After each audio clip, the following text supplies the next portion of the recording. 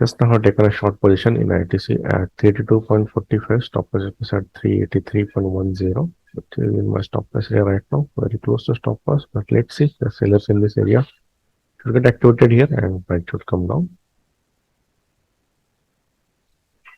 Very close to stop loss. Let's see, wait and watch. A very good immediate rejection by bears here from the same level. Hope so it will break the day open and should come down. A very boring price action. It is at the same place, and ITC is trading 100% like ITC, not moving anywhere. Still hope for the best. Finally, after long wait, it has broken down, and hopes it will take my target at 379.15. Still long way to go for it. Okay, good progress by bears in about to take my order here. Okay, finally after long wait, we got 1:5 ratio.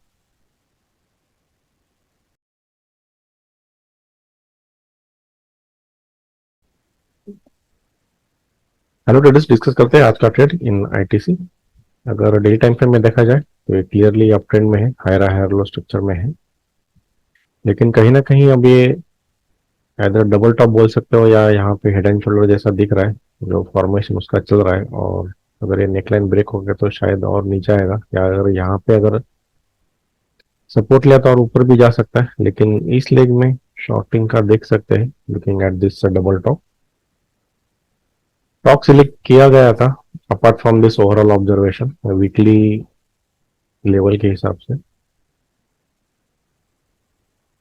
ये था last week का लो जो इस candle ने break किया this week. और अगर week देखे ये भी है, थोड़ा बेरिश साइन ही है।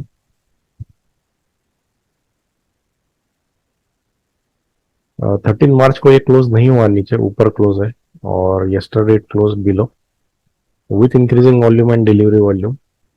यहाँ पे देख सकते हो कि ये मार्च का जो डिलीवरी वॉल्यूम है वो कल सबसे हाईएस्ट डिलीवरी वॉल्यूम से ब्रेक डाउन हुआ है प्रीवियस वीक लो। मतलब कहीं ना कहीं यहाँ पे सेलर्स आए हैं ऐसा हम बोल सकते हैं। और सुबह जब फर्स्ट कैंडल बना तो इसी कैंडल से रेजिस्टेंस लिया तो कंफर्म हो चुका था कि ये रेजिस्टेंस शायद ये कंटिन्यू करेगा।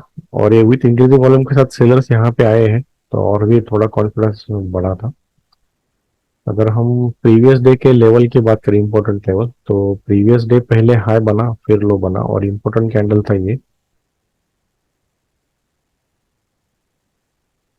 ये तो टॉप का कैंडल है, तो इंपॉर्टेंट कैंडल होगा ये रेड वाला।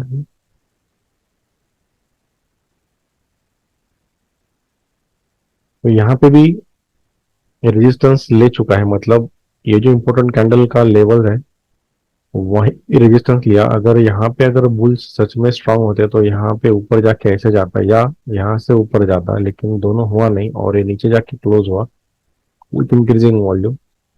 इसका मतलब कहीं ना कहीं ये जो सेलर्स यहाँ पे आ चुके थे वो फिर से यहाँ पे एक्टिव हो हुए हैं। तो ये था अलग एक कंफर्मेशन। अगर मैं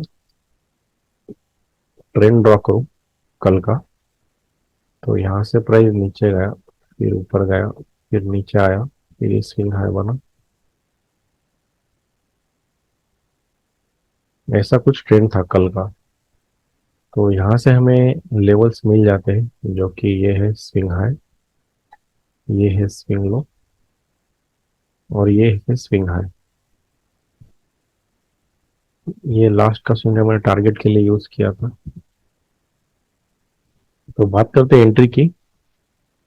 इस कैंडल के बाद जब प्राइस नीचे आया और इस लेवल को स्विंग को रेजिस्टेंस कंफर्म किया, तब मैंने 1 मिनट में जाके थोड़ा स्ट्रक्चर चेक किया। बहुत जल्दी हुआ जो कुछ हुआ।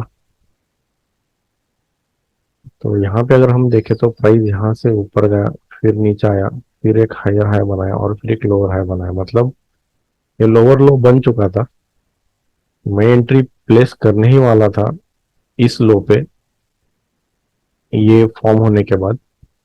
तो ये जब कैंडल ऊपर जा रहा था तभी यहाँ पे थोड़ा ऊपर मुझे प्राइस मिला, जो कि अच्छा है क्योंकि मेरा स्टॉप लॉस इस हाई ने भी कंफर्म किया था, जो ये स्विंग हाई था। तो मेरा स्टॉप लॉस फिक्स था, एंट्री अच्छा हुआ कि ऊपर मिल गया। स्टॉप लॉस रखा था 1:5 के करीब, जो कि ये स्विंग था 79.15। तो ये था quick trade in ITC. Hopes आपको समझ आया होगा। धन्यवाद।